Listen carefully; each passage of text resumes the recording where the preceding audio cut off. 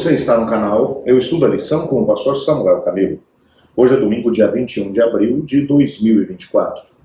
E o tema que estudaremos a nossa lição será Perseguidos mais Triunfantes.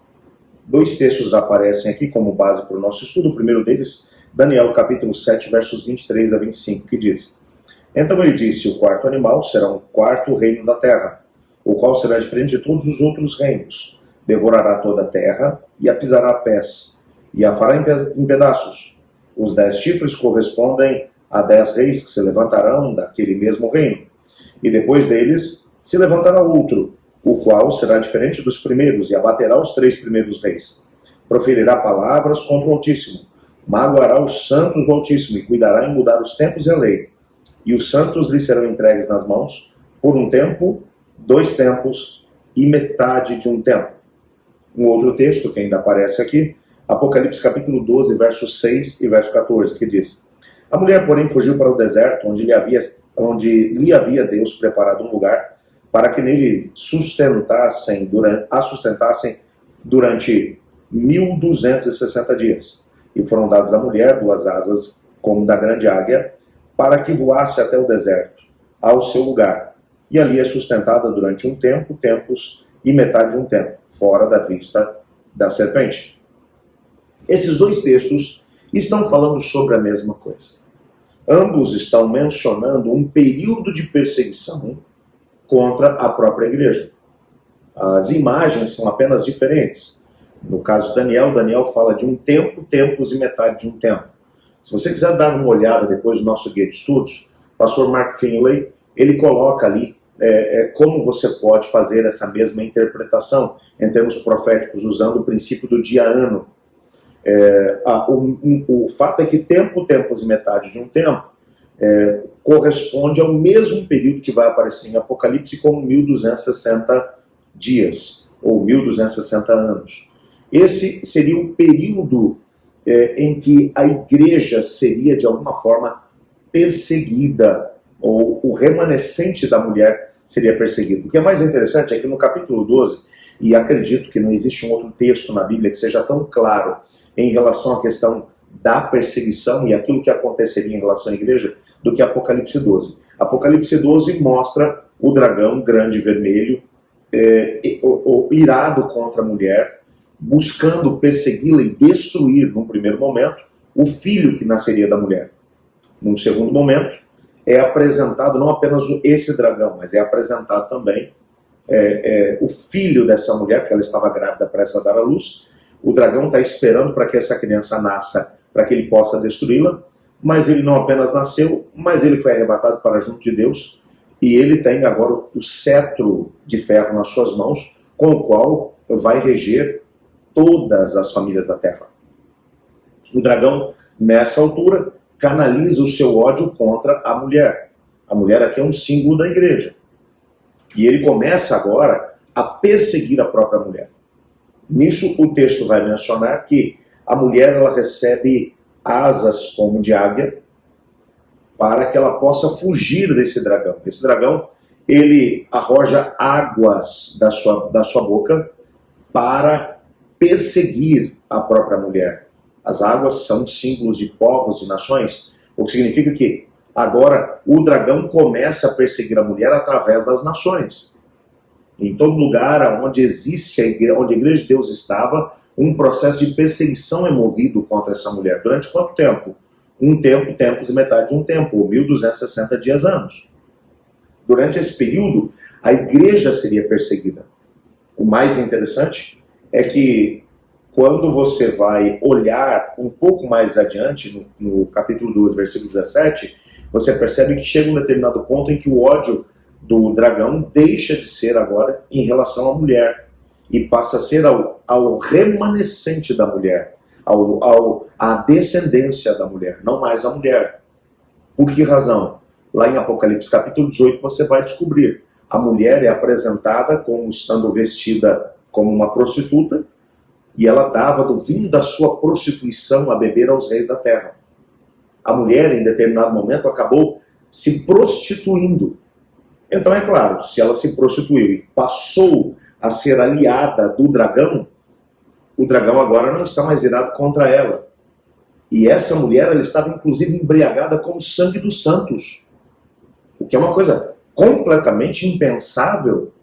Como a mulher agora há pouco estava sendo perseguida e agora ela é que está perseguindo. É exatamente isso, ela está perseguindo os próprios descendentes dela. Que são quem? Os que guardam os mandamentos de Deus e são fiéis ao testemunho de Jesus. Então essa figura está sendo usada para poder demonstrar um período de perseguição que aconteceria contra a igreja. E que foi predito nos dois textos, tanto Daniel capítulo 7, versos 23 a 25, como em Apocalipse 12, versos 6 e verso 14. O que vai acontecer, na semana passada tivemos a oportunidade de poder estudar a respeito da mistura que acabou acontecendo entre o paganismo e o cristianismo.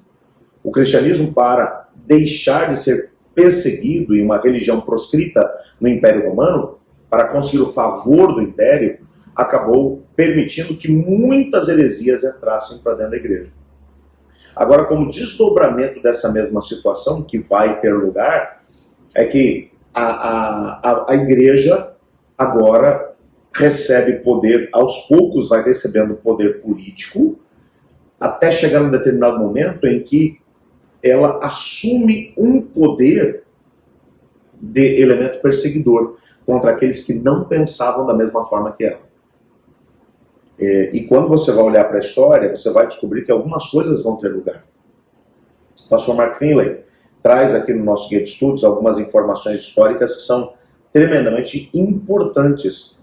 Ele vai mencionar que os visigodos, os vândalos e os ostrogodos, que são 3 tribos consideradas tribos bárbaras, eles tinham uma forma diferente de interpretação bíblica que a igreja católica, apostólica romana, naquele momento, que é a igreja que havia se aliado ao imperador e que tinha agora o poder civil também em relação ao imperador. E acontece um processo de guerra entre a questão do próprio Império Romano e a igreja contra essas 3 tribos bárbaras. E essas 3 tribos acabam sendo destruídas, acabam sendo aniquiladas, são expulsas de Roma. A partir desse momento, Roma papal recebe mais poder e mais autoridade. Isso acontece no ano 538 da nossa era. A partir desse momento, a igreja recebe agora o poder e a autoridade civil também e religioso, que ela vai exercer durante 1260 anos. Esse será o período em que a igreja será tremendamente perseguida, o remanescente da mulher, aqueles que ainda permanecem fiéis à Bíblia, à palavra de Deus. Muitos dos cristãos, entre eles nós vamos ver durante essa semana, como os próprios valdenses, permaneceram fiéis à guarda do sábado, aos mandamentos de Deus, se negaram a aceitar ensinamentos que não tinham fundamentação bíblica. E por isso acabaram sendo perseguidos pela própria igreja. Portanto, aquilo que Apocalipse 12 mencionou que aconteceria durante esse período de 1260 dias, anos, aconteceu durante o período medieval, do ano 538 até o ano de 1798. Por que esse ano é tão importante para nós? Em 1798, quando Napoleão Bonaparte está num processo de conquista, ele vai invadir Roma e vai destronar o Papa. O Papa vai ser aprisionado e nesse momento o poder político da igreja vai terminar, vai cessar. E aí é aquilo que acaba acontecendo no contexto da profecia, que é mencionada a ferida de morte, que é feita contra a própria besta que surgiu do mar, que acaba se tornando a própria igreja apostatada, a igreja romana. Quando você olha para esse quadro, de 538 até 1798, você encontra o período de supremacia papal. Período no qual aquilo que seria o mais impensável, a própria igreja persegue os seus filhos, aqueles que guardam os mandamentos de Deus e têm testemunho de Jesus. Em todas as épocas, o Senhor Deus sempre teve o seu povo que foi fiel à sua palavra. Hoje em dia, nós não encontramos, talvez de forma tão aberta e escancarada, uma rejeição à Bíblia, à palavra de Deus. Hoje, o que nós encontramos, principalmente através da teologia progressista, é um desmerecimento da Bíblia. Mencionando, não, a Bíblia está ultrapassada, a Bíblia foi escrita por uma outra cultura, ela tem que ser aculturada. Ou seja, você vai analisar a cultura na qual ela foi escrita, vai entender que tem muita coisa nela que só diz respeito àquelas culturas e que hoje em dia a gente não pode levar a Bíblia tão a sério como algumas pessoas querem. A Bíblia precisa ser reinterpretada, precisa ser reescrita, precisa ser adaptada a essa nova, a essa nova civilização, a esses tempos nos quais nos encontramos. E aí você encontra muitas coisas que Deus diz que são abominação, que são vistas como perfeitamente normais, apenas expressões culturais das pessoas.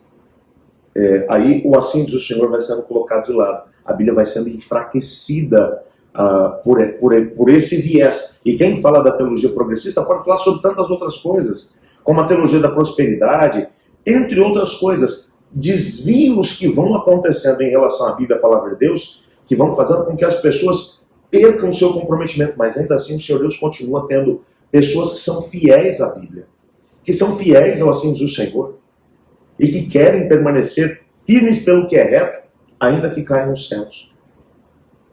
A grande pergunta que resta para nós hoje, sabendo que temos diante de nós tempos muito difíceis, tempos onde permanecer fiéis por aquilo que é certo, de novo, será visto como um crime. E a perseguição, os fogos da perseguição se acenderão de novo contra o povo de Deus.